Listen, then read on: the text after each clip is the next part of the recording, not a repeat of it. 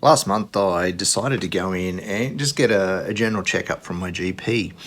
It had been honestly about 3 years since I'd had just a general health check with him. But I went in, I had been experiencing headaches pretty constantly, and I had a dizziness that honestly made me feel like I was drunk without the fun of actually drinking. After a lot of questioning and everything, he sent me in to go get an MRI.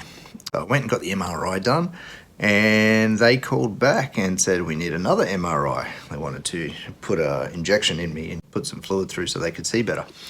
So it turns out that I have a benign tumour in between my left inner ear, and it's pushing up against my brainstem. So it's benign, thank God, but it's about 3 centimeters wide, so it's a fair size thing to be sitting in there, and it's pushing up against my brainstem. I also learned that it is probably the reason that I've been losing my hearing in my left ear for many years, and it's called an acoustic schwannoma, also called acoustic neuroma.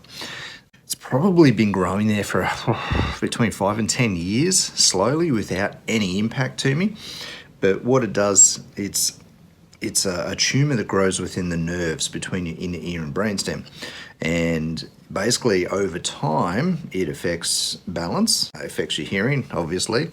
A lot of people get headaches from it.